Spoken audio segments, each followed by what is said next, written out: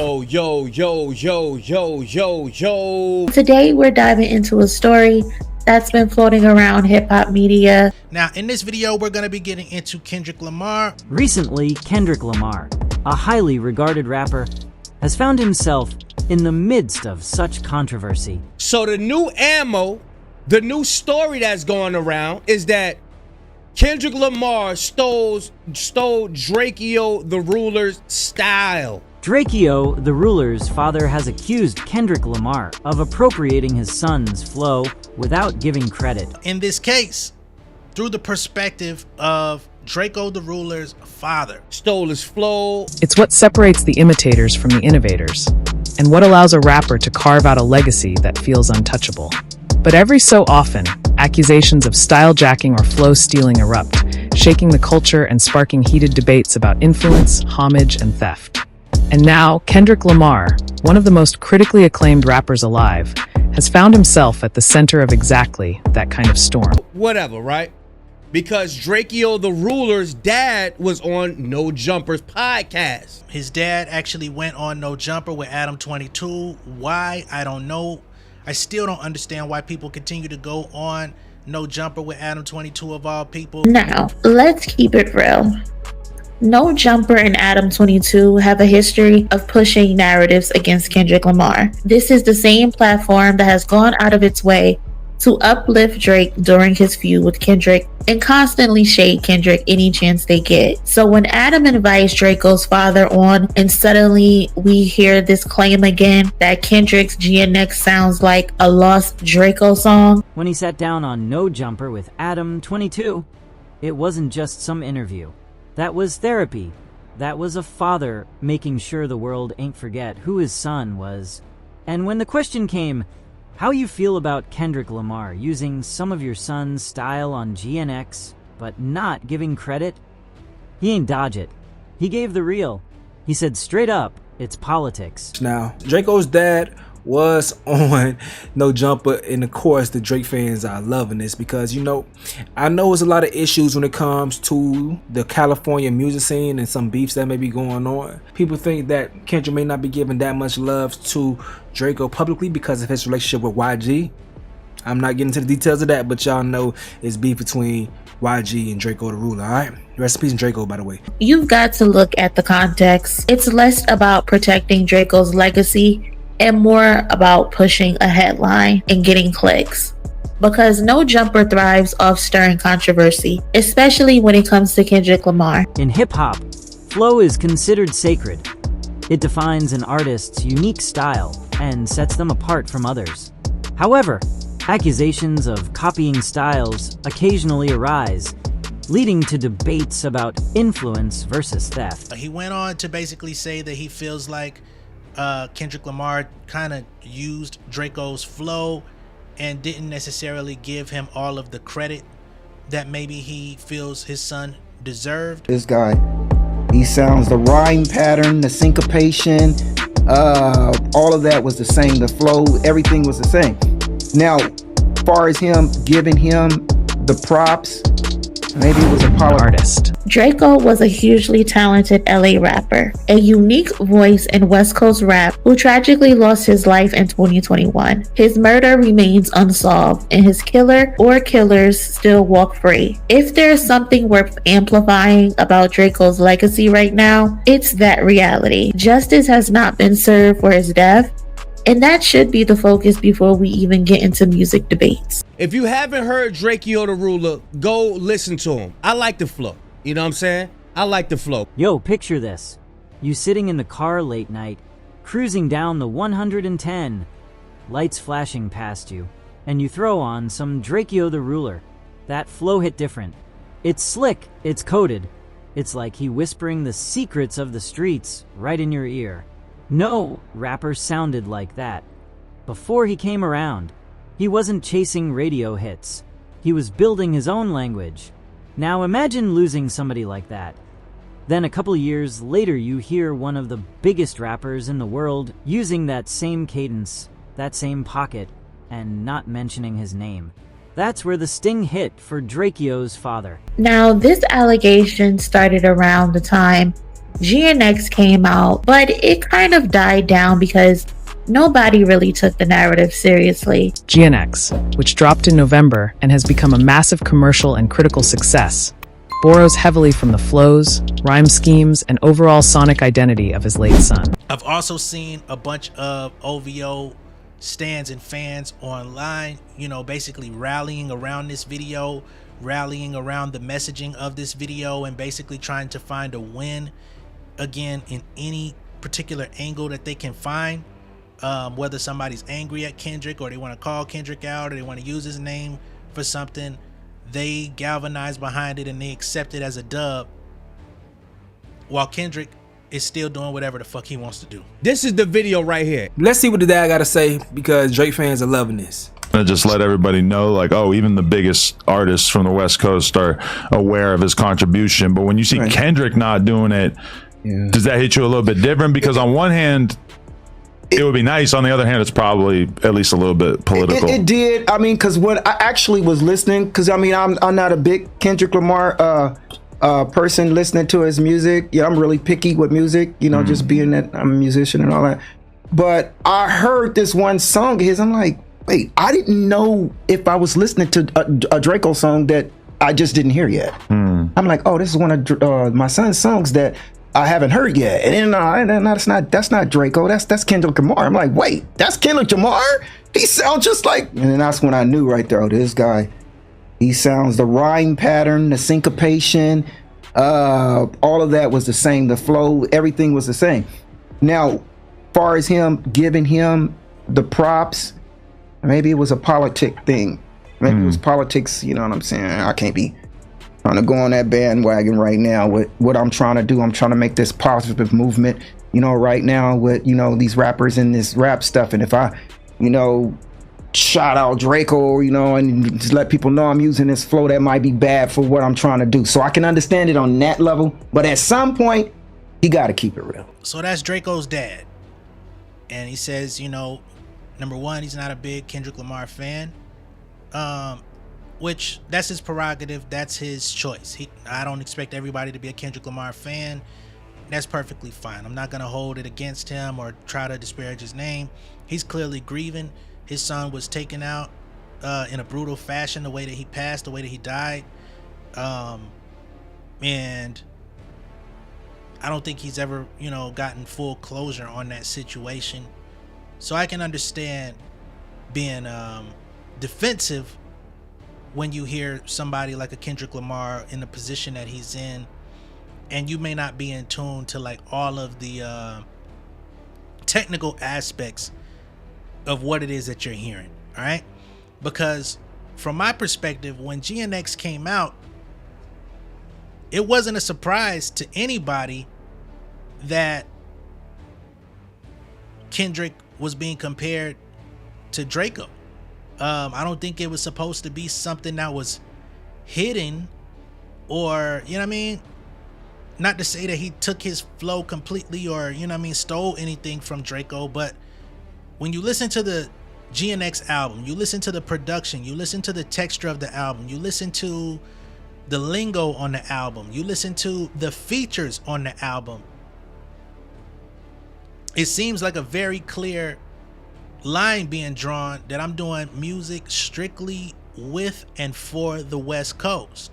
It says Drakeo the Ruler literally predicted Kendrick and Mustard were going to run off with his whole wave years ago. Drakeo the Ruler, October 16, 2021. Check it out. It's gonna be some special tape that's gonna come out with all the LA rappers, right? So he's saying it's gonna be, I guess he's predicting there's gonna be some special tape come out with all the LA rappers. Check it out. And the only person that's gonna be missing is me. But it's gonna be all the niggas that came up under my wave, all the shit that I created and started. Let me guess. And then the special producer that's gonna produce this tape is gonna be Mustard. Let me guess. This is before this happens. I'm just gonna predict the future, because that's how this gonna go. It's gonna be every single nigga that's under me before this happens, remember the video. Remember this video I had on, so we could remember this. Keep it in your archives. I had on AP, 2 tennis chains, another 2 on the other one, another 2 tennis chains on my neck, 4 carats in my ear. Remember this day. What day is it, Rowan? The 16th. The 16th. October 16th. If you remember, I said this. There's going to be a mysterious tape with all the LA artists that came up under the Drakeo wave, the Stink Team wave. All the artists, they're going to be on there. The only person that's going to be missing is me, right? And the Stink Team. And Mustard's going to produce it. Remember I said this. Because I just know how these niggas think. I'm ahead of niggas. Drakeo did not invent the rhyme patterns, the flow, or the syncopation that Kendrick used on GNX. What Kendrick did on that album was not an imitation of Drakeo. It was homage to the West Coast, the artists that came before and the artists that are going to come after Drakeo. At its heart, GNX can be seen as a personal love letter to the West Coast. The album isn't just music, it's a cultural document.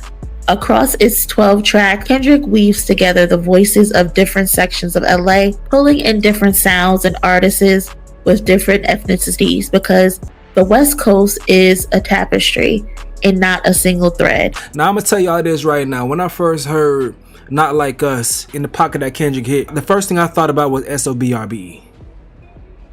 That's the first thing I thought about. In past SOBRBE, I thought, Kendrick Lamar tapping into the West Coast side and showing love to a flow that he loved from his home. But of course, I'm not from the West Coast. I can't speak on the politics or every single ins and outs of how the rap scene is. So when people were saying things about, oh, that's Drakeo flow, who am I?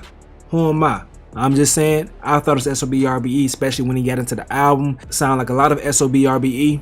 That's just my thoughts and my opinion, okay? But I could hear Drakeo too. I don't know. It just sound raw, and it sound like he was giving homage. We're also going to get into Glasses Malone because he was asked about it on his show, about how he feels about Drakeo's dad coming out doing that interview and speaking kind of, I ain't going to say speaking down on Kendrick, but kind of, not saying his name in the most ceremonious light. So we're going to get into that as well. We're going to see what Glasses Malone got to say about it, and then we're going to see what the other brother got to say about it, and then I'm going to come tell y'all what I think about it. I'm going to give my perspective on the situation also. Glasses Malone responds to Drakeo the Ruler father comments about Kendrick Lamar stealing his son's flow. Here's what Glasses had to say about the situation. I have a lot of patience when somebody passes away. I mean, when someone passed away, like how Drakeo died in a really very irresponsible on his behalf. And I know that's fucked up because he did pass away, but it was really irresponsible on his behalf because culturally, like, he meant more to everybody on the West than some of the stuff he was getting himself into and some of the things that he was saying.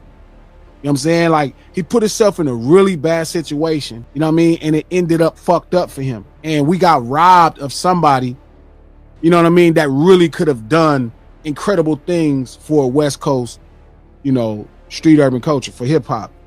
And his dad, I would imagine, is really sad to lose his son. Now, I don't know their dynamics. His brother, Ralphie the Plug, is doing really good with his music. You know what I mean? But I really kind of got to have like mercy on his dad for whatever he's saying. But it's irresponsible of his dad to question somebody's intention without reaching out and speaking to them. Like, Doc, one thing I give Doc credit, he not ducking nobody. Like, he not the kind of person that if there's any question, not to mention, like, that's the point of, Snoop just hit me today. Shout out to Snoop Dogg. He FaceTimed me earlier. We was talking for like an hour. And he was telling me how important it is for me to keep leading the path and being okay when somebody is influenced by something that I do. He said that's the hardest part for him. He said it's like sometimes he'll get lost and be like, wait a minute, y'all giving credit to that nigga when I started this. And he was saying that to me because a lot of the things that I come up with, people kind of take them and do it. Like right now, what we did with this, you know what I'm saying? And I understood. So like somebody like Drakeo does get a lot of credit right now that Hey, I'm gonna tell y'all just a message. If you get an idea that you see nobody else have, the universe gave you that idea. Act on it before it take it back and give it to somebody else. Message. He passed away. But somebody like One Take Jay is just as influential as Drakeo the Ruler. Possibly more. If shout out to the Blue Bucks clan, shout out to the clan. If the clan is the offsprings of Drakeo's style, Blueface is the offspring of One Take Jay's style. That's a platinum artist. So it kind of comes and goes, like we inspire each other. So it's nothing wrong if you feel that there's a flow comparison to what this man is doing. You know what I mean? But it's a way you say it. And when you go get on Adam platform and then you try to shame or discourage the homie, like the homie has something to do with what happened with your kid, that's what's wrong with niggas in the first place. That's how this shit be going bad. So if I knew his pops, I really would have got at his pops like, hey, homie, like, you could talk to the homie if you felt that way and tell him that. Is no reason for you to take that publicly and try to disparage, like use disparaging words to hurt somebody that really don't need nothing from your son, that didn't need nothing that your son created, that could have did a million things. People going to discover your son because of what this man did. And I'm not sure I would say he even took that specific flow, to be honest. It's a lot of E40 and a lot of different things in Drakeo style, even though he is an architect of something special. So I didn't like that at all, dog. You know what I mean? I didn't like that. As far as the Owls running with something, some dudes hit me on Twitter the other day, right? And I try to have dialogue with fans. I'm starting to realize there may not be dialogue with stands, homie, but with fans. I was explaining to them in the room that I got signed to Cash Money. I was signed to Cash Money before Drake. I was there when Drake came. I remember when Drake deal was done. I remember how they started working his record, and I was telling them that. Some asshole said Glasses didn't sign the Cash Money to 2011 because they Googled it, and the first paragraph you read on Google is Glasses Malone was signed to Cash Money to 2011.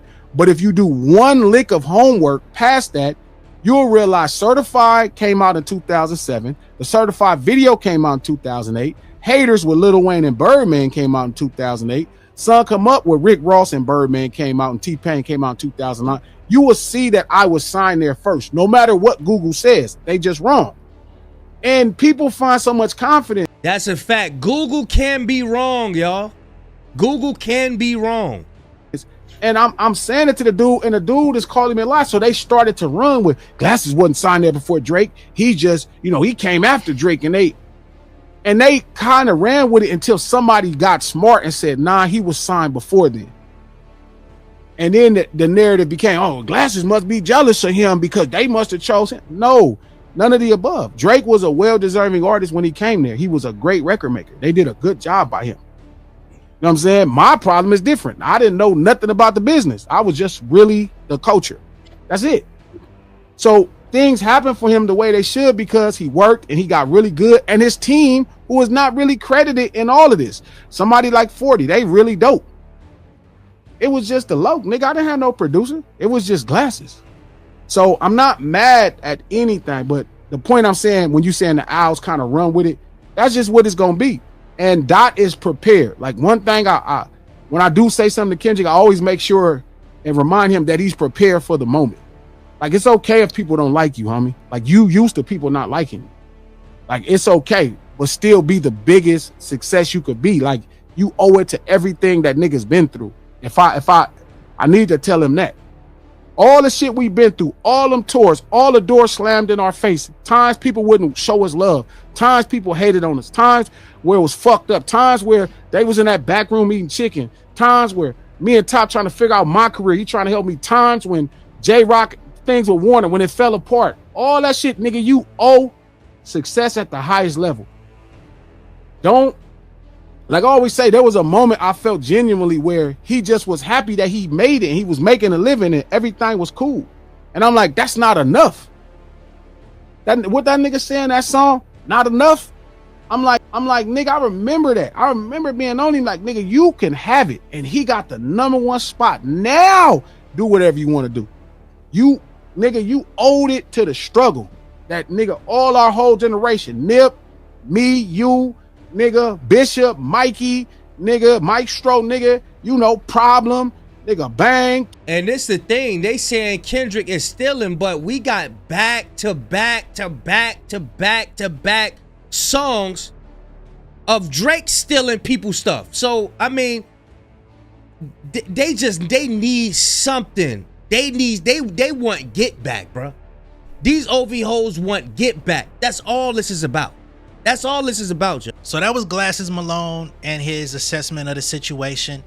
You know, he kind of echoed my sentiments in having some grace for Draco's father, understanding that he's grieving, understanding that, you know, he's just trying to process and move forward with life. And, you know, when that's the case, you can't really hold too much against a person, although it has been some years now, you know what I mean? Perhaps hearing Kendrick kind of paying tribute with his flow, maybe it triggered something in him, especially if he didn't explicitly say his name in the record to let it be known that that's what I'm doing. But he didn't take his raps, he didn't do, you know what I'm saying? Y'all very familiar with Kendrick Lamar and the GNX album. Y'all know those flows on there. You probably done heard Drakeo. Do your research. If you have, let me know in the comment section below. Instead of focusing on unproven claims about sound theft, why aren't we talking about 1. Draco's unsolved murder? His family deserves answers. 2. The importance of GNX as a cultural project. It isn't just an album, it's a preservation of legacy, a love letter to the region that raised Kendrick. And 3. The broader lineage of West Coast rap. From Snoop to E40, from Ice Cube to Nipsey Hussle, from the Bay to Compton. These are the shoulders that Kendrick is standing on, not just one artist. No Jumper's narrative ignores all of this context because it's easier to say Kendrick stole a flow than it is to have a serious conversation about justice, culture, or hip-hop history. But so what they think is that he didn't specifically say shout out to Drakeo. Like, I don't know no artist who gonna sound similar to where they from. Like they should be able to sound like where they from. They should be able to do that. I never heard an artist come out and say, yeah, I want to thank such and such for his flow on his album. Like, that don't make no sense. Like, that don't, hey, I want to thank him for his flow. Like, nah, that's how Cali sound. Like, that's a Cali sound. That's what they do. You know what I'm saying?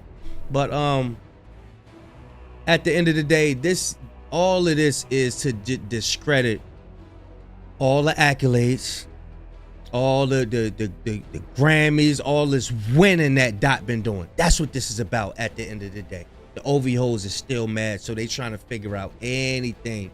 They bringing out, you know, old videos and all of that. I don't know what Drakeo and Mustard had going on. I don't know what ideas was passed around and all. I don't know. You know what I'm saying? But yeah, y'all let me know what y'all think in the comment section.